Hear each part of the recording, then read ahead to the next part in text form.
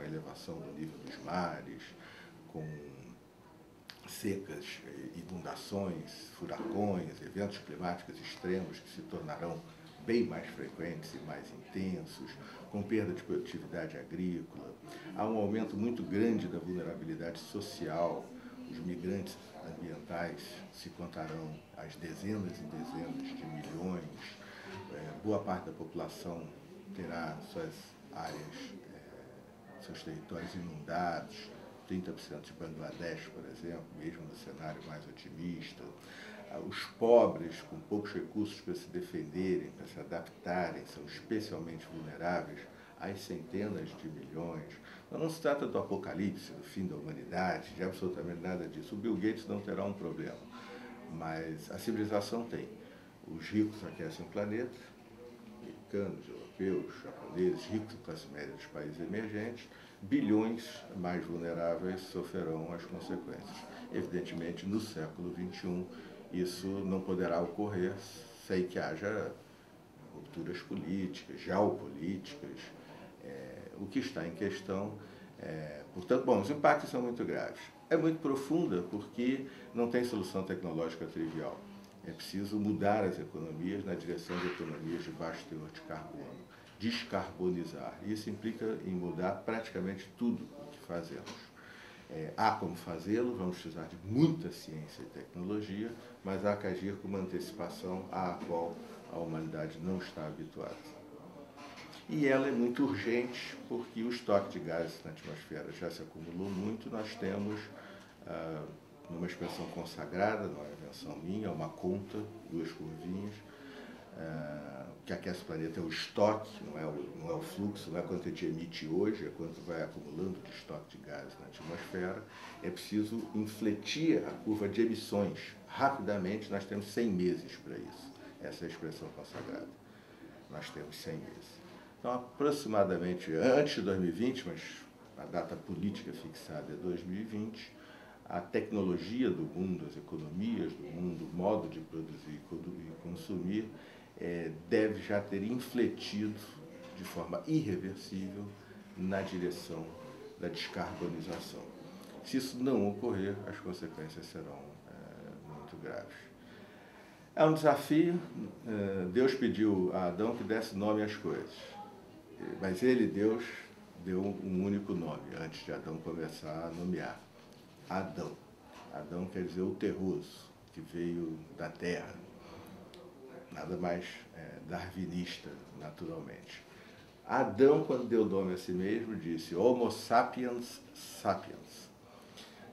Nos próximos anos e décadas que a humanidade vai descobrir se a consciência, isso que me faz estar falando, vocês concordando e discordando, questionamentos, que é parte das discussões de congresso, pelo que eu vi no programa, é uma vantagem adaptativa nos dada pela história natural, ou pelo hálito de Deus, ou pelas duas coisas, à altura da capacidade de ver um problema 10, 20, 30, 40, 50 anos à frente, ou 5 séculos.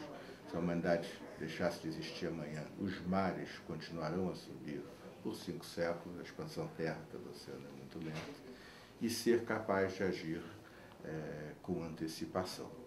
Quase a própria definição de consciência na moderna neurociência. É um desafio como nunca antes, não deixa de ser também uma oportunidade. O velho ideograma chinês para a crise. Os chineses têm uma maldição, eles dizem que vocês vivam tempos interessantes. Isso está garantido. Ô Sérgio, obrigado. Você está dando aqui para todos uma visão fantástica, e a gente está num congresso médico para entender o evento adverso, segurança do paciente. Há meses, quando a gente começou a conversar e você gentilmente me recebeu, o que você tem a ver com isso? Acho que você deve ver tudo, né? Mas uma coisa, isso aconteceu de propósito? O homem resolveu aquecer o mundo? O que houve? Tá todo mundo maluco? Absolutamente. Na verdade, embora a descoberta de que o efeito estufa existe e que a utilização de petróleo e carvão iria aquecer o planeta foi a primeira vez anunciada por um físico sueco chamado Arrhenius, em 1896, Mas ele continuou e disse, excelente, que bom que o planeta vai esquentar. Por duas razões. Primeiro, que era sueco, eu achava bom, mas também porque a mente humana, no final do século XIX, muito dificilmente consideraria qualquer coisa que viesse do progresso como um problema, um desafio. O progresso era bom, só trazia coisas boas. E a descoberta que vem com a maturidade, que é a mesma coisa que a gente ensina para os nossos filhos, ou tenta ensinar, que a gente tenta aprender a vida inteira, que há limites, que há que se comportar com esses limites. O planeta tem limites, a natureza nos presta serviços. Nós temos utilizado esses serviços como se fossem bens públicos, em linguagem de economista. Como se fossem eternos, infinitos, e pode usar quando quiser, que não tem custo. Tem um custo, é preciso dar um tempo ao planeta para que ele mantenha a renovação desses serviços, água doce, clima, biodiversidade, e, portanto, nós temos que colocar esse custo no preço das coisas. E é uma descoberta que teremos que ver se seremos capazes de fazer. É porque a ideia toda, você está falando de cultura, mudança de paradigma, mudança de comportamento. E quando a gente trouxe para a discussão o evento adverso, a gente muitas vezes discute a consequência. Não está discutindo o porquê, como, mas está discutindo quem.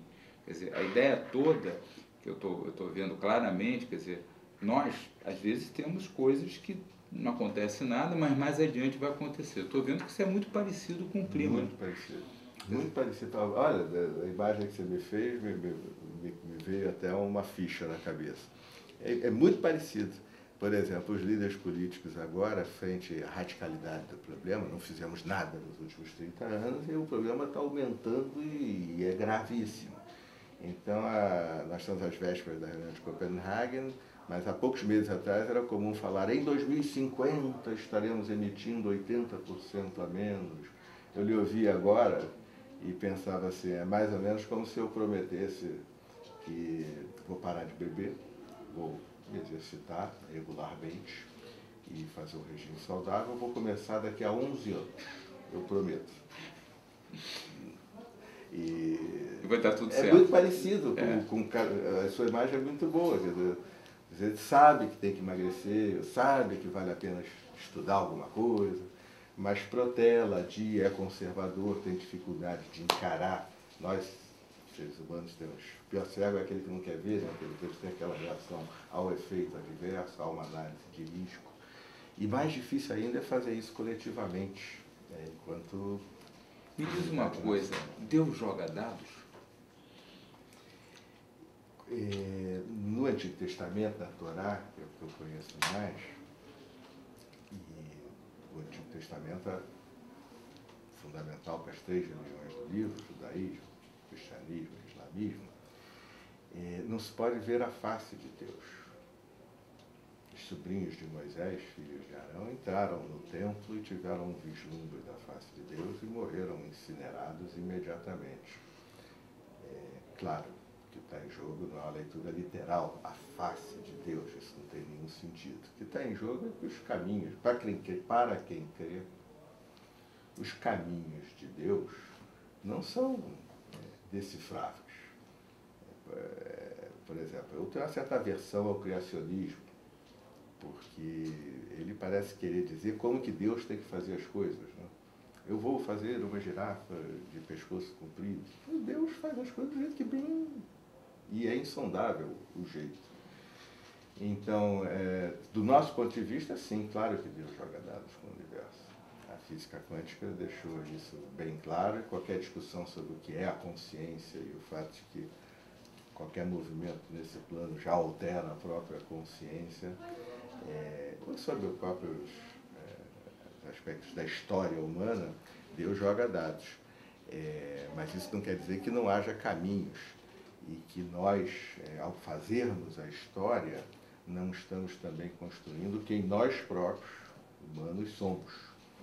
E esse talvez por isso mesmo, o século XXI é um momento muito especial da história. Mais aberto em termos históricos do que jamais foi todo o século XX. Eu acho que você sabe as suas palavras. Eu queria que você desse um conselho para o pessoal da saúde.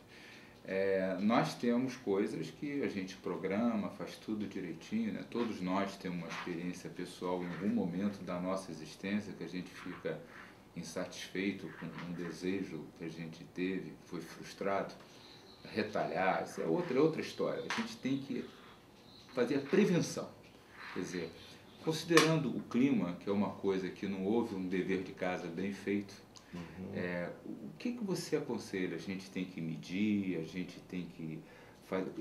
Tem fórmula ou não tem fórmula? De novo, essa imagem é muito boa para a saúde que eu viver. Que recomendações faríamos para a saúde do planeta e se não são, de certo modo, apropriáveis de algum modo para pensar na saúde e a medicina? Primeiro de tudo, o valor do conhecimento. Acima de tudo, o conhecimento. E o conhecimento não engavetado. O conhecimento que está na gaveta do médico e não é passado ao paciente é diferente. Então, o conhecimento é que decide, porque permite a cada um tomar decisões de modo consciente. Esse é o século do conhecimento. Disse da informação e do conhecimento, mas a informação entra aí de contrabando. É o século do conhecimento. Em segundo, o princípio da precaução. O maior risco do aquecimento global, da mudança climática, os maiores riscos não são aqueles que nós conhecemos. Esses nós vamos enfrentar, os mares vão subir, vai haver mais eventos climáticos no tempo, vai perder produtividade agrícola. Com muita ciência, tecnologia e alguma sabedoria política a ser construída, vamos enfrentar esses problemas, vamos ter um mundo ainda maior. O problema é aquilo que nós não sabemos. Há sempre a possibilidade do incerto e há sempre as probabilidades atribuíveis com o estado do conhecimento que temos no momento. Então, por exemplo, no solo congelado da Sibéria há uma quantidade de metano, que é um gás tremendamente eficiente como gás de efeito estufa, muito superior a tudo que a humanidade emitiu desde a Revolução Industrial. O planeta está aquecendo e também o solo da Sibéria. Quanto metano será liberado? Não sabemos. Nos cálculos, nas projeções de elevação do nível do mar, considera-se derretimento das geleiras, menos importante, e a expansão térmica do oceano. Água quente tem mais volume que água em temperatura ambiente, que é o fenômeno mais importante. Não se considera o comportamento não linear dos mantos de gelo da Groenlândia e do oeste da Antártida, onde há rios, lagos, muito maiores que a Paraíba do Sul, muito maiores que a Baía de Guanabara, riachos, frestas. É toda uma dinâmica.